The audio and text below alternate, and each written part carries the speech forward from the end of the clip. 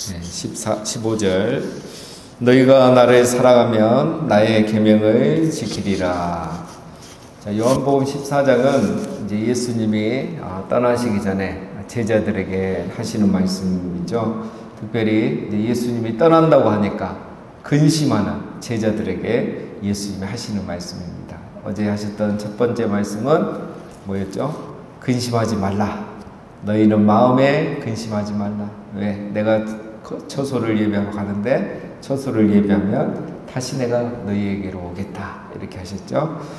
자, 예수님은 그래서 제자들에게 근심하지 말라 하셨고, 자, 오늘 두 번째는 이제 내가 함께 있지 않지만 너희들이 여전히 계속해야 될 일이 있다. 그게 바로 뭐냐? 너희가 나를 사랑하면 나의 계명을 지키리라.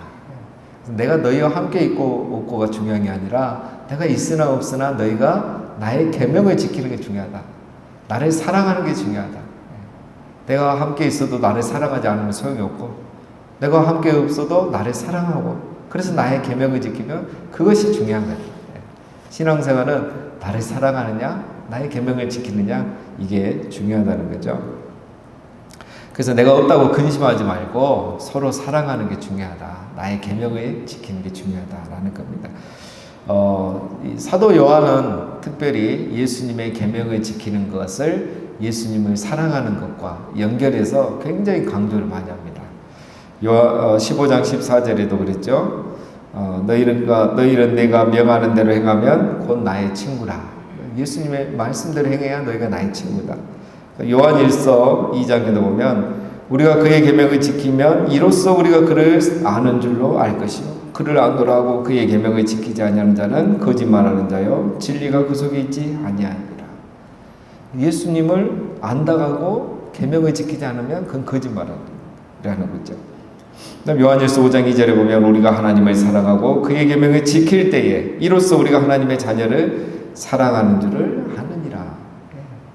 우리 계명을 지키고 주님의 계명을 지키고 우리 서로 사랑할 때 그게 바로 주님을 아는 것이다 라는 거죠. 자, 여러분, 우리가 예수님을 사랑하는 거 무엇을 보면 알 수 있다고요? 그의 계명을 지키는 거. 근데 그의 계명은 뭡니까? 어제 예수님이 새 계명을 주셨잖아요. 새 계명, 내가 너희를 사랑한 것 같이 너희도 서로 사랑하라, 이거죠. 새 계명입니다. 옛날에는 구약에는 내 자신과 같이 사랑하라 했지만 이제는 내가 너희를 사랑한 것 같이 서로 사랑하는 것. 이게 예수님의 계명이에요. 그러니까 예수님을 사랑하는 것은 뭘로 나타납니까? 예수님이 우리를 사랑하던 우리가 서로 사랑하는 겁니다. 형제 사랑, 성도 사랑이 예수님 사랑이고 그게 그의 계명을 지키는 것입니다. 예수님이 있으나 없으나 우리가 해야 될 일이라는 것입니다. 근데 우리가 이게 크게 생각하지 않죠. 성도 사랑, 교인 사랑, 서로 사랑하는 것. 그것도 예수님이 우리를 사랑하는 것이 사랑하는 것. 이게 제일 중요한데 우리는 그걸 그렇게 중요하지 생각 안 해요. 그래서 한 사람이 상처받고 교회를 떠나는 거 그렇게 크게 생각 안 하는 거예요. 그게 제일 중요한 겁니다.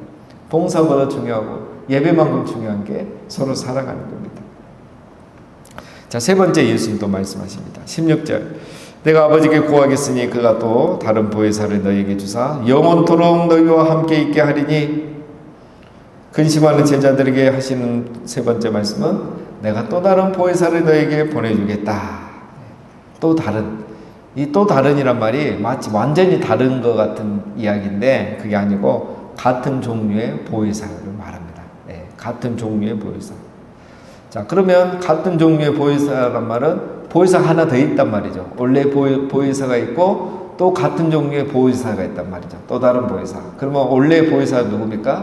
예수님이에요. 그러니까 예수님도 사실은 보혜사예요. 그리고 또 다른 보혜사, 같은 종류의 보혜사가 누굽니까? 성령님을 말하죠. 그러니까 보혜사라는 것은 우리가 이제 위로자, 상담자 또 그렇게 이해하고 있는데 이제 더 쉽게 설명을 드리면 옆에 부름받아 계시는 분, 옆에 부름받아 옆에 계시는 분 이렇게 이해하시면 돼요. 그러니까 우리 입장에서 그렇고 성령님 입장에서는 보냄받은 분이죠. 그래서 예수님이 지금까지 함께 했지만 이제는 성령, 또 다른 종류의 보혜사, 즉 성령님이 오실 것이다. 그래서 어떻게 한다? 영원토록 너희와 함께 하리니. 영원토록 너희와 함께 있게 하리니. 보혜사는 누구입니까? 성령님 누구입니까? 우리와 영원한 동반자입니다. 동행자예요. 성령님은 우리와 영원히 함께 하시는 분이에요. 그게 성령이에요.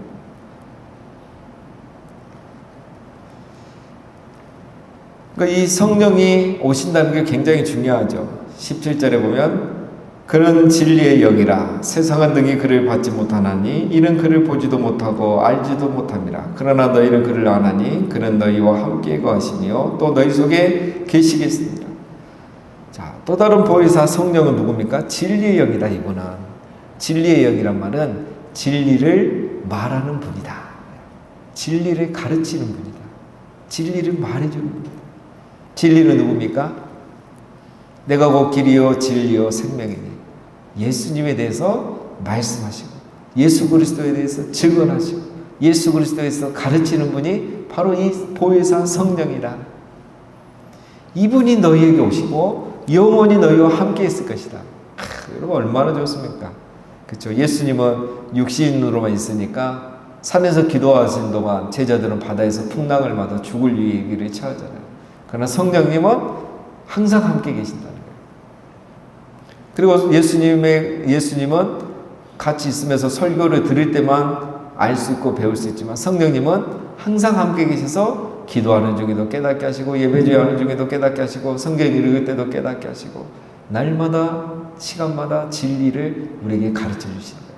그게 성령님이에요. 그럼에도 여러분 세상은 뭐죠? 그를 알지 못하요. 이 세상은 예수님을 믿지 않는 불신자를 말합니다. 예수님을 알지 못하고 믿지 않는 자들은 당연히 성령님을 알지 못하고 누리지 못하고 경험하지 못하는 거죠. 성령은 오직 누구 안에 계십니까? 믿는 자들 안에 역사하시는 거예요. 그 축복을 제자들이 누리게 될 거다 이거죠. 그러니 근심하지 말라는 거죠. 또 근심하지 말라는 이유는 18절 내가 너희를 고아와 같이 버려두지 아니하고 너희에게로 오리라. 내가 너희를 고아와 같이 버려두지 않겠다. 내가 다시 오겠다. 자, 이거는 가장 가까운 시간은 뭐겠습니까? 부활 이후의 예수님이죠. 부활하고 예수님이 제일 먼저 제자들에게 찾아오셨죠. 내가 너희에게 다시 오겠다. 그 다음에 19절 조금 있으면 세상은 다시 나를 보지 못할 것이로되 너희는 나를 보리니 이는 내가 살아있고 너희도 살아있겠습니다. 조금 있으면 예수님 부활 후를 말하죠. 부활하고 나면 세상은 예수님을 보지 못하죠. 그때는 이제 예수님은 영으로 다니시잖아요. 부활의 몸으로 다니시죠. 세상은 보지 못하지만 너희는 나를 보리니 제자들은 보고 만지게 되죠. 이는 내가 살아있고 너희도 살아있겠습니다. 부활 후에 예수님은 살아계시고 제자들도 영적으로 살아납니다. 그래서 예수님을 보게 되죠. 믿음의 사람이 되는 거죠. 자, 그 다음에 이제 놀라운 건 20절이죠. 그날에는 내가 아버지 안에, 너희가 내 안에, 내가 너희 안에 있는 것을 너희가 알리라. 예수님이 부활하고 나면 어떤 세상이 열리는가? 자, 이게 이제 성취된 거는 구체적으로 이제 오순절 사건 이후죠. 예수님이 하나님 안에, 하나님이 예수님 안에 있는 것처럼 이제 예수님이 제자들 안에, 제자들이 예수님 안에 있게 되는 날이 시작이 된다는 거죠. 즉 이걸 이제 어려운 말로 하면 그리스도와 우리 성도의 연합을 말합니다. 그리스도와 성도가 연합된다는 거죠. 하나가 된다는 거죠. 이제는 성도와 예수님, 예수님과 우리 성도가 하나가 되는, 연합이 되는 이런 놀라운 일이 일어난다는 거예요. 이게 바로 이제 오순절의 성령 사건을 말하죠. 성령께서 정말 제자들 안에 임하시잖아요. 그래서 성령이 제자들과 함께 거하시고 영원히 함께 있게 하시고 그리스도와의 온전한 연합이 이루어지는 거예요. 이게 바로 이제 우리가 누리는 정말 엄청난 은혜인 거죠. 그 성령이 우리 안에 임하심으로 우리가 하나님의 성전이 되고 지성소, 하나님을 만나기 위해서 저 성전에, 예루살렘 성전에 가서 1년에 3번씩 절기일 때마다 나아가서 하나님을 만날 이유가 없어요. 우리 안에 성령이 임하셨기 때문에 우리 안이 지성소고 우리가 성전이 된 거예요. 물론 우리가 이제 주일 성전, 예배당 성전 중요합니다. 그거 모이는 성전 중요하고, 내가 어디 있든지 하나님 앞에 바로 나갈 수 있고 하나님의 음성을 들을 수 있고 진리를 배울 수 있는 것, 그거는 성령이 우리 안에 임하셨기 때문에, 우리가 하나님의 성전 되었기 때문에 시작이 된 거예요. 그래서 이건 완전히 새로운 시대가 열린 겁니다. 이 놀라운 은혜를 우리가 받고 있는 거죠. 그래서 여러분, 새로운 신앙 시대가 열린 거예요.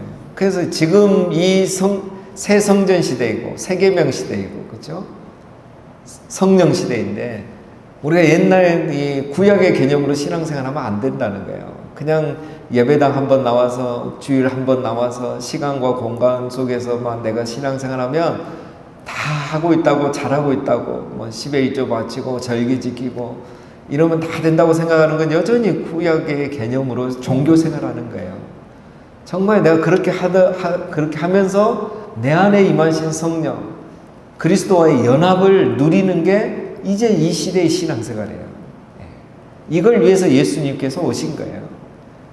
그래서 옛날 이런 유대교 같은 그런 유대주의적 신앙, 구약의 그 율법에 근거한 종교생활 같은 신앙생활에서 이제 벗어나서 그리스도와 연합하고 성령과 연합해서 정말 날마다 성령 앞에, 하나님 앞에 나가고, 날마다 기도하는 가운데 지성소 가운데 나가고, 그곳에 임재하신 하나님을 경험하고, 그곳에서 말씀하신 하나님의 음성을 듣고 진리를 깨닫고, 그게 바로 우리가 이 시대에 누릴 수 있는 축복인 겁니다. 그래서 이렇게 신앙생활을 하는 게 이제 이 신약 시대에, 교회 시대에, 성령 시대에 해야 될 신앙생활인 거죠. 근데 이제 많은 분들이 이것까지 못 나가는 거예요. 이게 이제 안타까운 겁니다.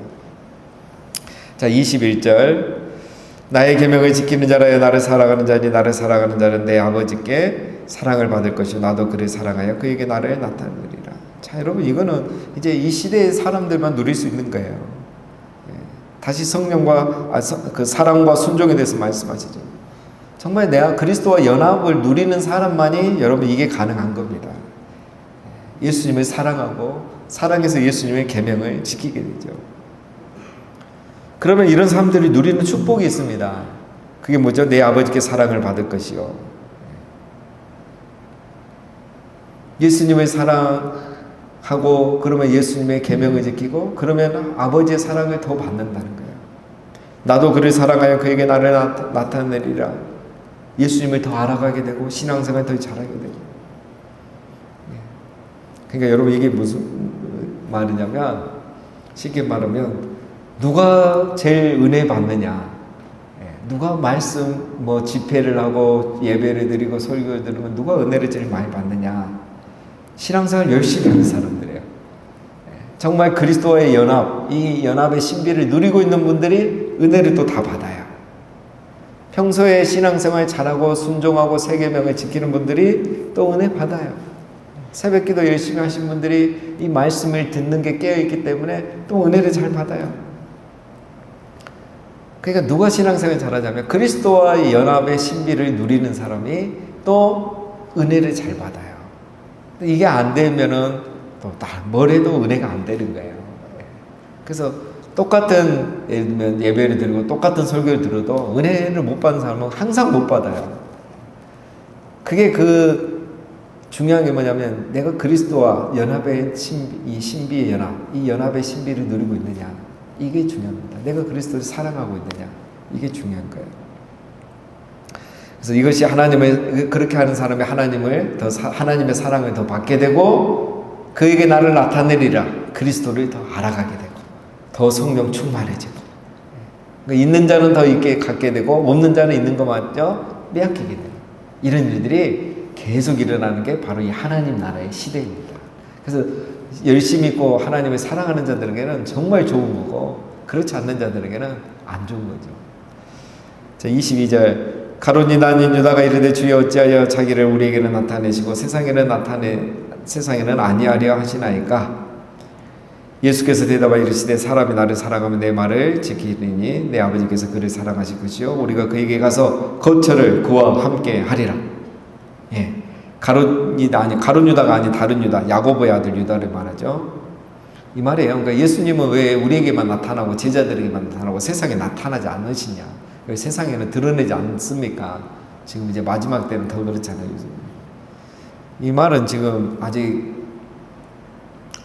이제 이 유다가 아직도 흐름을 파악하지 못하고 엉뚱한 질문을 하고 있는 거죠. 지금 이게 중요한 게 아니고 이런 질문과 대답은 벌써 끝났는데, 그래서 예수님이 그냥 패싱합니다. 우리 예수님도 가끔 무시해요. 동문서답합니다.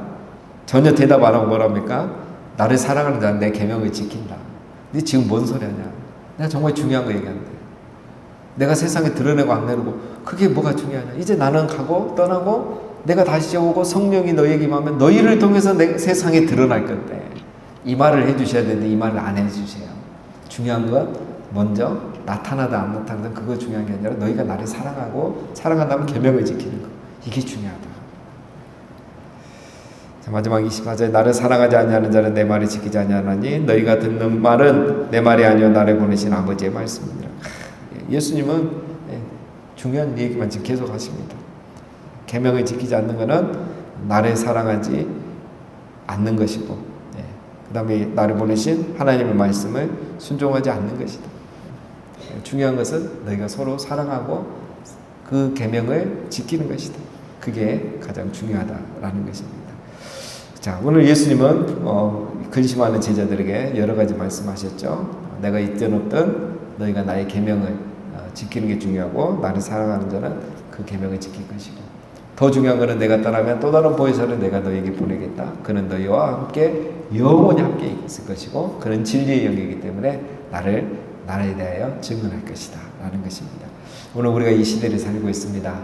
우리 모두가 항상 우리 안에 거하시는, 이미 우리 안에 임하신 성령과 늘 교제하시고 교통하심으로 그리스도를 더 알아가고 그리스도를 더 사랑하고, 그래서 그리스도로부터 더 사랑받고 그리스도를 더 알아가게 되는 우리 모두가 다 되시기를 주님의 이름으로 축원드립니다.